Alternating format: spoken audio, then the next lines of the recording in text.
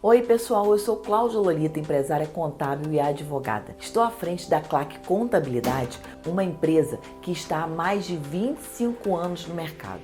A gente gosta de produzir conteúdo para você para contribuir com seu crescimento e aprimoramento como pessoa empresarial, com uma linguagem simples para você entender rapidinho a nossa mensagem. O assunto de hoje, gente, é moeda digital.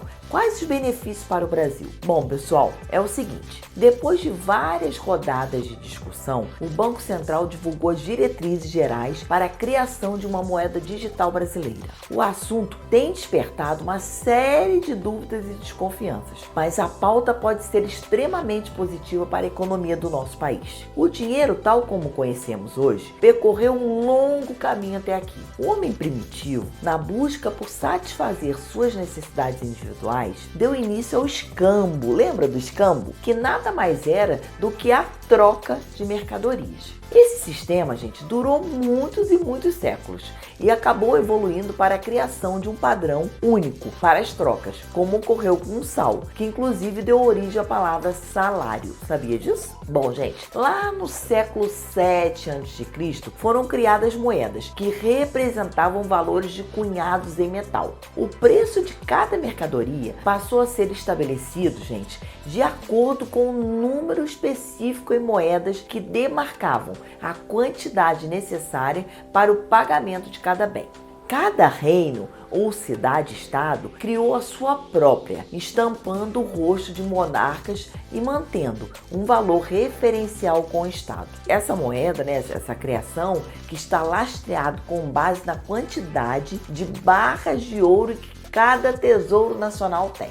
Esse mecanismo se manteve praticamente intacto até agora, com a pequena variação que foi a introdução de cédulas de papel e os padrões de referência não mais no Tesouro Nacional, mas na Libra, no dólar, até quando a tecnologia proporcionou o surgimento das nossas criptomoedas, que, ao contrário do que muitos pensam, não são moedas, são ativos digitais criados com base em algoritmos e recursos de programação. Ou seja, é uma moeda virtual criada pelo computador, pelos sistemas, pelos programas, ok? Esses criptoativos não existem fisicamente, como acontece com o papel moeda. O dinheiro do papel moeda você pega na mão, né? Baseado numa relação de confiança, a primeira criptomoeda foi o Bitcoin, minerada pelo Satoshi Nakamoto, pseudônimo do seu criador. Gente, existem várias polêmicas acerca da criação do Bitcoin, mas eu vou ficar aqui na origem clássica desse japonês, ok? Bom, vamos lá. O objetivo foi lançar uma possibilidade de troca financeira descentralizada das instituições físicas e sem submeter às regulações de um determinado governo. O avanço tecnológico por trás dos criptoativos chamou a atenção de tesouros nacionais, que começaram a vislumbrar a possibilidade de efetivamente introduzir uma moeda digital. A proposta agora é dar mais um passo na evolução do sistema financeiro mundial. O assunto vem avançando principalmente em países como a China, que já implementou sua própria moeda, e os Estados Unidos, que definiu um cronograma até 2005 para lançar sua versão de dólar digital. Olha isso, gente! Diferentemente dos criptoativos, as moedas digitais são controladas pelo Estado, ou seja, têm emissão soberana, poder liberatório das obrigações e a circulação forçada, o que significa ela deve se tornar uma moeda recorrente no país, fazendo com que o real, como temos hoje, simplesmente deixe de existir para dar lugar ao real digital. É lógico que eu não estou falando aqui que vai acabar o papel moeda, né, gente? Eu estou falando para vocês que haverá uma substituição de parte desse dinheiro. Bom, gente, na prática, a desmaterialização da cédula em dinheiro por meio do chamado dinheiro de plástico, que são os cartões de crédito e débito, já existe há um tempão, né? Não representaria uma novidade absoluta. E também existe já agora o Pix, né? Que todo mundo faz Pix, que é o quê? Uma transferência do seu banco direto para a conta da pessoa física ou jurídica que você está pagando, e é uma novidade que veio para ficar. A diferença é que a moeda digital digital e o criptoativo, como por exemplo o Bitcoin, circulam em meio a uma rede que é chamada de blockchain, desregrada e sem referencial a um tesouro, fazendo com que haja risco de quebra de confiança dos seus usuários por não terem um mínimo valor de troca efetivo para aqueles algoritmos. Com o real digital, gente, o risco passa a ser do Banco Central. Quando for criado esse real digital, é o Banco Central que vai ficar o responsável. E o valor de troca fica potencialmente referenciado ao Tesouro Nacional Brasileiro. A proposta inclui muitos benefícios,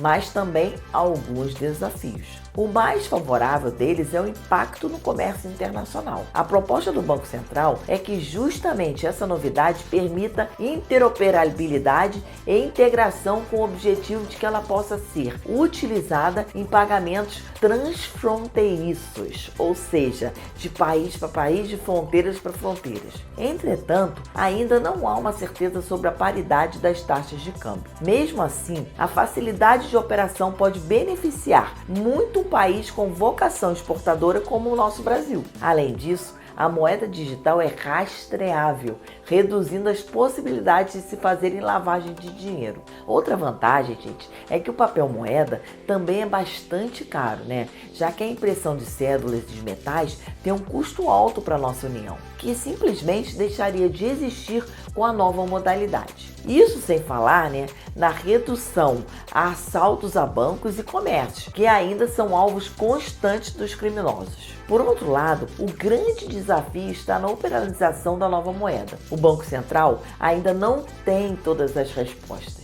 Por mais que o celular seja um equipamento bastante difundido em nosso país, é inegável, gente, que a população menos favorecida ainda não tenha fácil acesso a esses aparelhos ou a infraestrutura de uma moeda digital. Fazer a inclusão dessas pessoas a um sistema financeiro digital não parece uma equação muito simples de se resolver. Apesar das discussões estarem avançando, ainda não é possível prever quando teremos o real digital. O Banco Central promete ouvir a sociedade por meio de uma série de seminários e eventuais audiências públicas. Audiências públicas é aquela que o órgão chama, o povo vai e pode opinar. Primeiro escuta e depois opina, ok? Essa etapa deve durar aproximadamente 2 a 3 meses. Se tudo caminhar conforme o planejado, o nosso sistema financeiro deve entrar em vigor dentro de 2 a 3 anos. É lógico, né, gente, que nós temos a pandemia. Nós temos que ver com isso se realmente, né, vai rolar dessa forma que eles estão pensando. A expectativa é para que os desafios operacionais sejam superados e o país efetivamente se beneficie de uma moeda mais segura e menos burocrática, ok? Bom, gente, isso tudo é muito novo e de tempo em tempo vou gravando vídeos sobre esse assunto apaixonante. Ah, não deixa de se inscrever no nosso canal, tá bom? Conto com você, hein? Grande abraço!